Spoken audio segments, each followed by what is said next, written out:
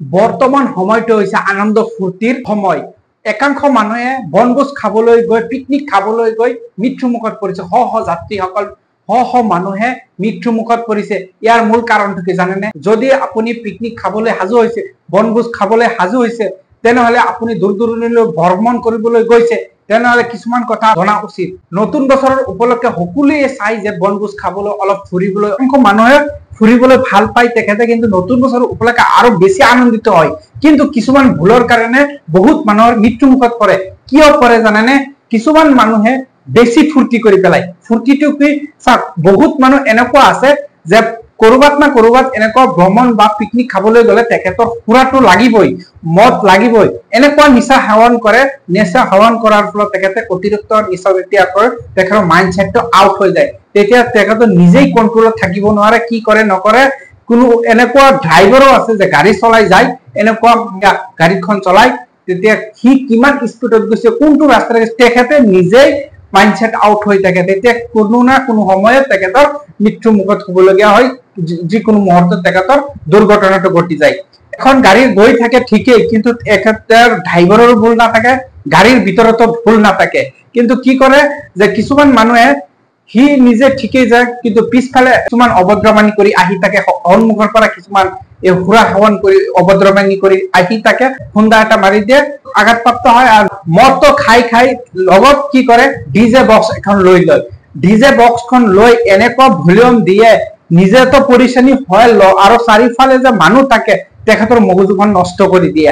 ইমান ভলিউম দি তেখেতে যায়, যিহেতু প্ৰশাসনে এইবোৰ বস্তু বন্ধ কৰাৰ নিৰ্দেশ লোৱাটো অতি বাধ্যতামূলক, কাৰণ এইটোৰ ফলত কিন্তু মানুহৰ বহুত মৃত্যু মুখত পৰি আছে। চাওক, এই বস্তুটো ডিজে বক্সখন পিকনিকলৈ গলে এই বস্তুটো প্ৰশাসনে নিষিদ্ধ কৰিব লাগে মই ভাবো।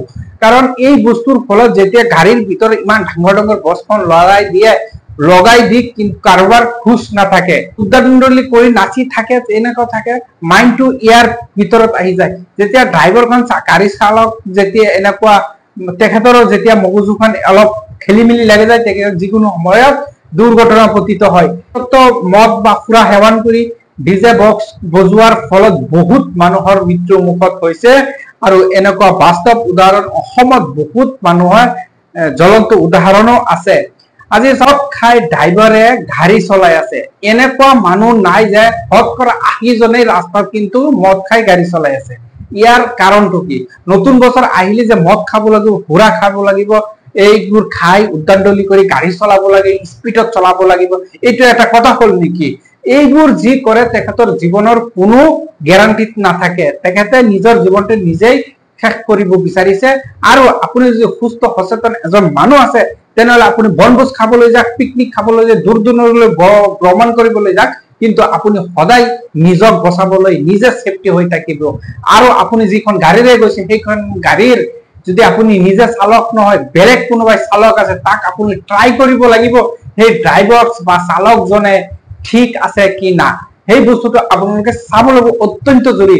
এতিয়া যদি আপুনি যিখন গাড়ীৰে গৈ আছে সেইখন গাড়ীৰ ড্ৰাইভাৰ চালক যদি অতিৰিক্ত সুৰা বা মদ পান কৰি গাড়ীখন চলাই, সেই গাড়ীখন নিশ্চিতভাৱে এক্সিডেন্ট বা দুৰ্ঘটনা হোৱাৰ প্ৰতিটো বহুত সন্দেহ থাকে। আপোনালোকে নতুন বছৰ উপলক্ষে বনভোজ খাওক, পিকনিক খাওক, ফূৰ্তি কৰক, কিন্তু আপোনালোকে নিজৰ সভ্যতা সদায় বচাই ৰাখিব।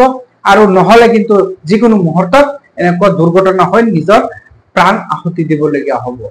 যুৱক যুৱতীসকল, ডেকা গাভৰুসকল সকলোৱে কিন্তু ঘূৰা ফিৰা কৰি আছে। আৰু ৰাস্তাত যে বৰ্তমান সময়ত দুৰ্ঘটনাটো হৈ আছে, অতিৰিক্ত ইয়ং ল'ৰা ছোৱালীহঁত আছে, তেখেতৰ মৃত্যুটো বেছিকে বাঢ়িছে। কিয় জানে? বাইক এখন পালে, গাড়ী এখন পালে ইমান স্পীডত চলাব, প্লাছ তেখেতে নিচা দ্ৰব্য সেৱন কৰি পেলাই এনেকুৱা যেতিয়া যাব উদ্দামদলি গিলি, তেতিয়া কিন্তু যিকোনো মুহূৰ্তত তেখেতৰ মৃত্যু হয়। আজি চাওক, কোনোবা এজনে উদ্দামদলি কৰি গাড়ী চলাইছে, আন কোনোবাই উদ্দামদলি কৰা নাই, ভদ্ৰ হিচাপে গৈ আছে, তেখেতে পিছফালে গৈ খুন্দা মাৰি মানুহটোক মৃত্যু মুখত পেলাইছে। ইয়াৰ দুখ কাৰণটো কাৰ?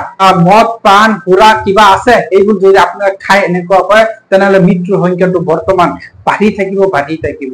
সেইবোৰ হৈছে আপোনালোকৰ নিজৰ লগত। ভালে থাকক, কুশলে থাকক।